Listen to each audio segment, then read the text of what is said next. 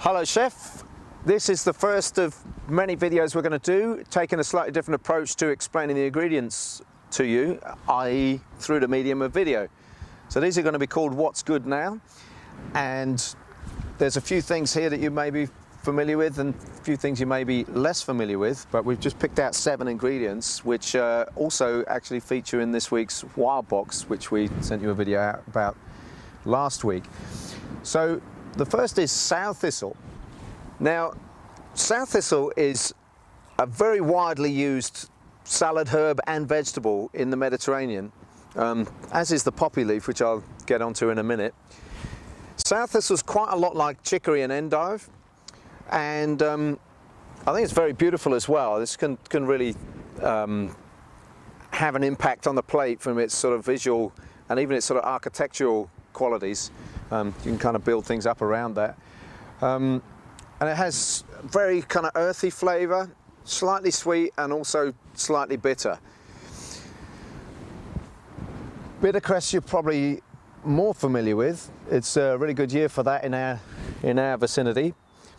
But it's, you know, like a little bit like watercress, slightly less, well, I don't know, I just think it's more accessible than watercress personally. And one of my favourite salads.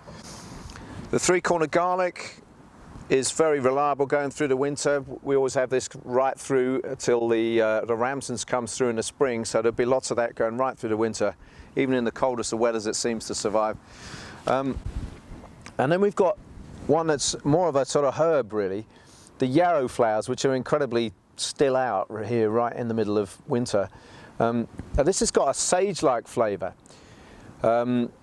So, you know, if you just think in terms of any sort of sage recipe, we've actually done a recipe with butternut squash this week, and it's worked very well. But we've also been making vinegars out of it in the past, and that works nicely in a salad dressing. In the past, we've also made syrups, which make a fantastic ice cream, which, believe it or not, tastes a lot like chocolate. We've got the wild fennel seeds at the moment. We've got lots of those in stock. Coming back to the poppy leaf. This is a very mild salad leaf, and again it's got really amazing shape and looks lovely on the plate. So it's sweet and delicious, a little bit of a crunch to the stem, and just really versatile. You know, it's hard to think of a savoury context in which that wouldn't fit in.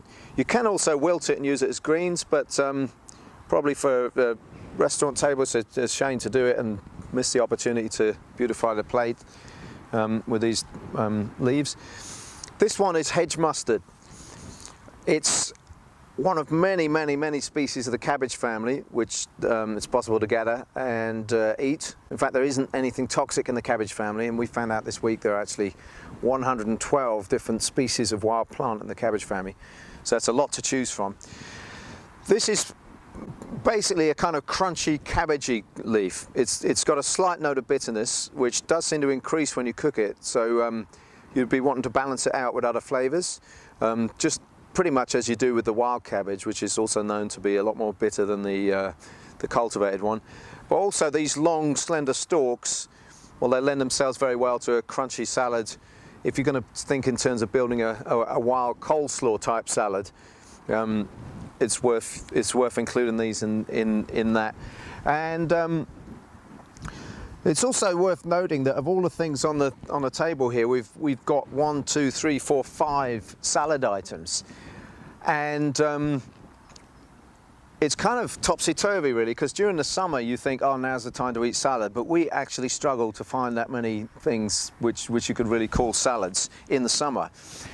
Whereas in the winter, it's the growers that are struggling to find cultivated salads, because they're mostly not very hardy.